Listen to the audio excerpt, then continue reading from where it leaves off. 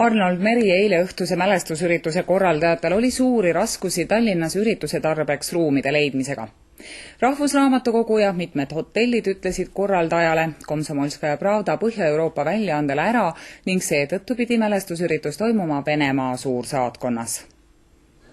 Venemaa suursaatkonda kogunes eile õhtul 100 inimest, et vaadata Arnold Merist vändatud filmi ja lehitseda mälestusraamatut, mille oli välja andnud Komsomolskaja Pravda töötaja Kalina Sapožnikova.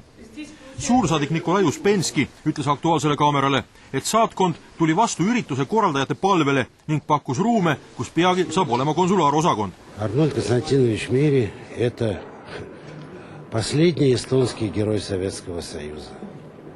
Больше другого такого нет.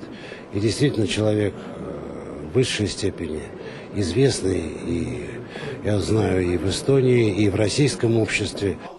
Ürituse korraldaja, Komsomolskaja Pravda Põhja-Euroopas peatoimetaja ning rahvusvahelise meediaklubi Impressum juhatuse liige Igor Teterin ütles, et ruumid olid enne ära öelnud nii Rahvusraamatukogu kui mitmed Tallinna hotellid. Каждый раз мы производили предоплату, переводили деньги, и дальше после этого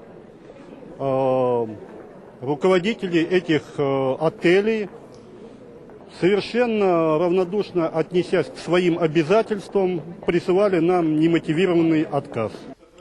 Aktuaalse kaamera küsimusele, kas vahest saatkond kavatseb sisustada ürituste korraldamiseks tulevikus suuremad ruumid, vastas suursaadik, et lähiajal ei näe ta selleks võimalust. Да не грех бы, конечно.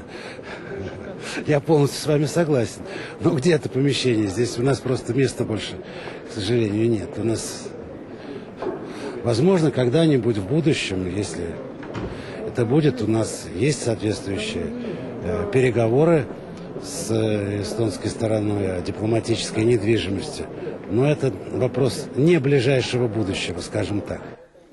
Arnold Meri oli kohtu all seoses 1949. aasta märtsi küüditamisega. Süüdistuse järgi küüditati tema kui ELKNÜ Keskkomitee esimese sekretäri juhtimisel Hiiumaalt 251 inimest. Pärnu maakohus lõpetas kriminaalmenetluse seoses Meri surmaga.